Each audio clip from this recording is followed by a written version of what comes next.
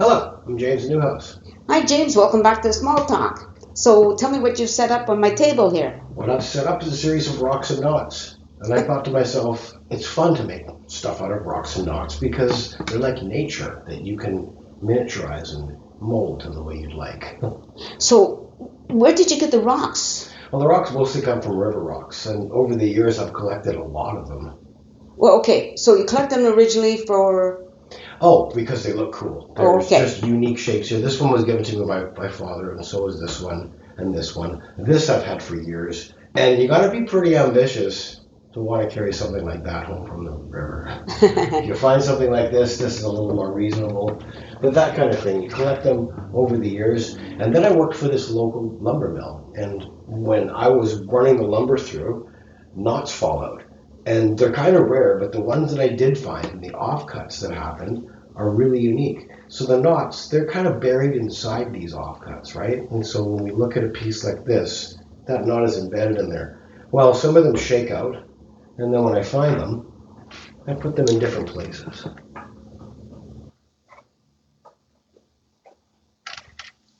Pretty cool. So what is the intention with having that set up? Making something out of nothing. My intention is artistic expression. And I find it's really cool to be able to just work on something and then find that it's a hyper focus in one area and then it helps you make breakthroughs in other areas. It's kind of like a Japanese Zen garden, moving the sand around and placing the rocks just so. So you set this up in your home, like in your living room, or you have a workshop? Yeah, this one here is set up in my living room most of the time. I like working with a bottom board that has some unique characters to it, and then finding the rocks and knots in their certain places. It's just a matter of arranging it. Everyone can do this kind of thing, and I like the idea of making this and taking pictures of it, and then I move it around a bit and I take another picture, and so you can start to see some of this sort of evolution of where it is. Something like this would come from a fragment of that.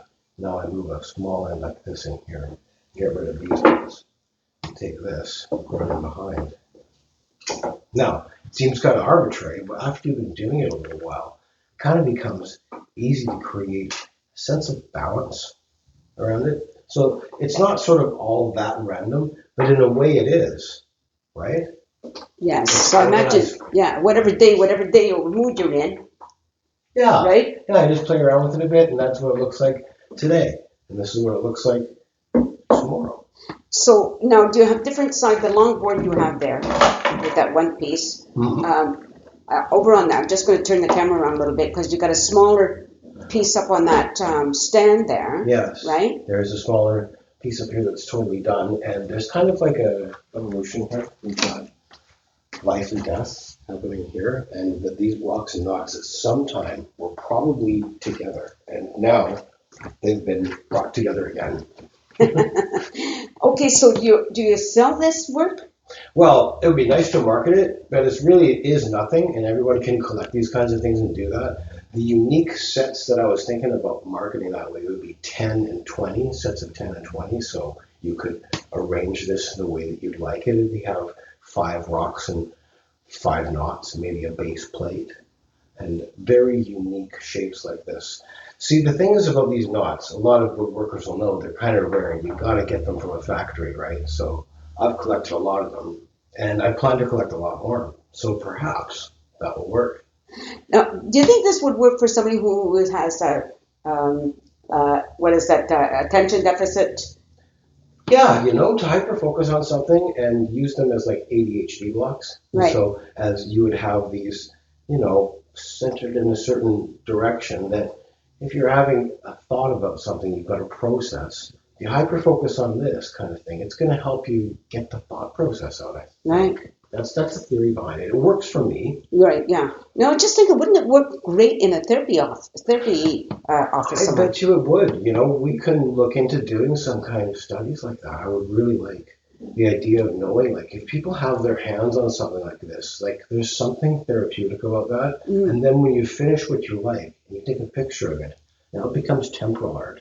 Now you can evolve it. And like from that, what I just had there, I will turn these in on here, and I'll take a few smaller ones, different shapes, and then come over here and place them against this side of it. And I mean, it actually is very random, but then this random organization, there's something that happens in your mind. That's what actually happens in an ADHD mind, because I can testify to that, because I have adult ADHD. Well, And yeah. I didn't take my meds today. So that will help a lot with what we're doing here. So that's kind of applied. I was just thinking about, some people need to finish something, and the beauty of this is it doesn't have to be finished. It's actually right? infinity. It's applied infinity. And the only thing that's finished about it is when you take a snapshot of what that is, and then you change it and find out you want to evolve that into something else. So you take something away and you substitute this for it. Yeah. So now it's completely changed the landscape of this, and and it is really like a mini landscape. So one of the applications could be a claymation type of stop animation thing where we have little characters coming in there and having a little duel going on with some swords, right? Right. That could be something cool. Right. Yeah, it's got my mind going, because I'm just thinking, what if you had some sand and put pieces in sand or something like that That's too? Right. That whole base could be sand, this table. If that was done in sand, and then these would sit in there in different ways. And the texture of sand also has that beach thing. And we've got a bit of a beach kind of feel. For sure, yeah. With the knots and rocks. Are you still working at you said you worked at a mill, or I'm not there anymore. No, I'm doing a lot of house painting now. But working at that mill gave me a chance to collect all of these knots. Now, if I somehow sell these and need more of them, I know where to go to get them, and they're not very expensive. But it's a matter of not being so worried about it. The knots work themselves out. Very funny. So, how did you come up with this idea to begin with? Well, I was thinking it's a challenge to make something out of nothing. I mean, musicians can do it just by playing something and improvising, right? But actually making something like, well, you take a piece of charcoal and you've got a medium, like a nice piece of rag paper, and work that. That's something out of something, right? This isn't anywhere. It's going to be thrown away. Now we're taking this and reclaiming it and arranging it in a way that it is something. Right. We're giving these things a chance to really be something that they are, because once they're in a certain way, this needs a little bit of work over here. I'm not quite happy with this story, but you kind of fiddle, and with this idea of being picky about what it looks like, that the details come out, and the smaller ones, and they bring the details, right? And so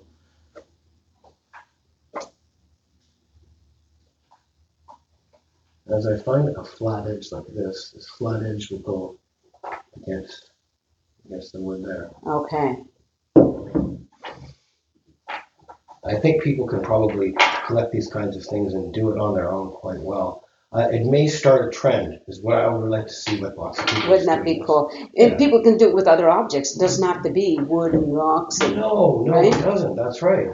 But I mean, wood and rocks are so bountiful and have these textures and shapes that are unique that you can play with like that. So now this is starting to go in a direction I'm a little happier with, right? Yeah. Well, it's kind of interesting, because where you just placed a rock, where that triangular piece on top of it, it reminds me of a shark's fin, So that was my first thought. It's like, oh, shark in the water. Yeah, that's right. There's a bit of that. And shape invokes memory. And, as you balance and change shape like that, and what else would we want to see happen? Maybe we want to balance a rock on top of these other rocks. Oh, look at that. Like these ones. Now, before the show, you were talking about how people did that. They just randomly balanced rocks. Yeah, you find this all over the place.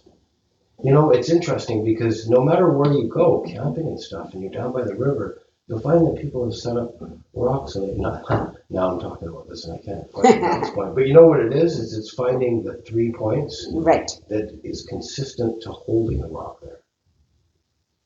And it takes patience. Don't breathe.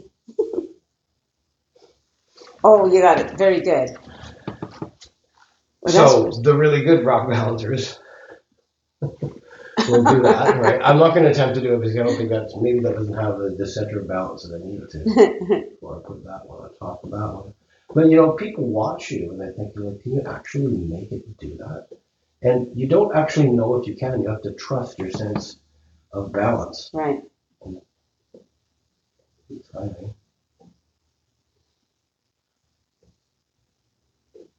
So it must feel good when you get that piece balanced. Like it's like, oh, I did it. Yeah, well, you don't, sometimes you don't actually think you can do it. Like right now, I'm pretty sure that I can't do it. So I will just leave this one. But you probably could. It's just taking a little bit more time and finding the right angle. Yeah, Right? yeah. And maybe we can do that in part 2, and I'll do more of a rock balancing. Oh, yeah. So what's going to happen in part 2? Tell us. Oh, yeah, my father did these driftwood villages. I'm just going to A leave that driftwood village. Yeah, so you've got all these small figures, and there's like the West Coast scene. He grew up in Nanaimo. And the driftwood villages are on the average about this big, but this one's a little mini one. It would be like a lighthouse or a small beach home or a beachside place, and made entirely of found driftwood. Wow. And knots. That's a vision. Like you have to have a vision. Yeah, what are you going to make this look like? It's true, we're crystallizing a vision. And so I didn't know how this was going to turn out before setting it up. I'm just trusting that I've done it enough that didn't take very long, and I'm happy with it. Right. I think what's good with you being here and showing this is that people who otherwise would look at these random pieces, not do anything, but they see you create something, and now they feel that they can create something. It's empowerment through art, right? Isn't it? Yeah, because other people can do exactly what I'm doing, and I really like the idea of starting that kind of trend. How about the pet rock? Pet rocks, yeah. What's that, right? You put a couple of eyes on rocks and a little mouth or something, sometimes some paint. And right. I guess people can make them on their own, but they bought them, and that guy made something out of nothing. Absolutely. I have a friend who she's the rock lady here in Chilliwack, and she paints on rocks, and then she sells them at the market, and it's like, right? It's just the talent or not the talent, sorry. It's just the imagination. Right.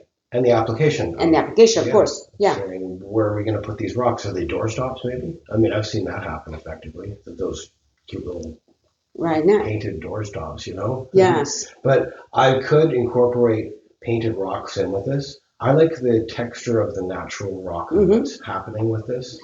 And I particularly like how this matches your table. Yeah. That's something to it. There's something there. I have the perfect table for it. It just happens to be. The rocks, the knots, that is, they fall out of pieces. And so this is an example of one that would have been part of that. And so that's where they're all coming from.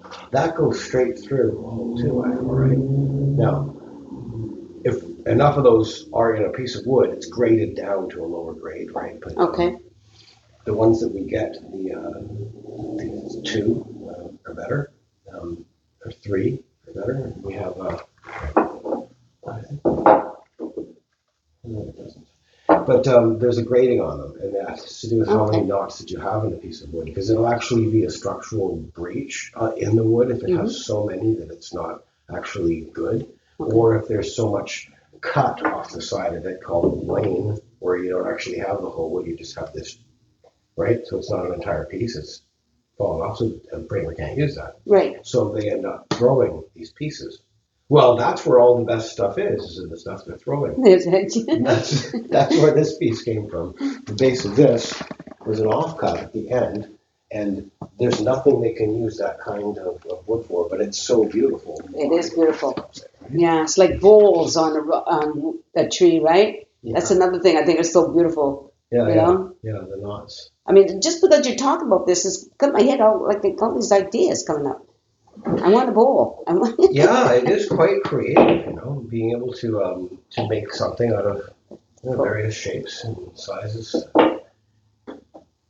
rocks and knots. This is the fun part. Like through this whole interview, you've just been moving and changing and rearranging, and it's fun to watch you doing it. Oh, cool. Yeah, it's, I guess, kind of applied therapeutic.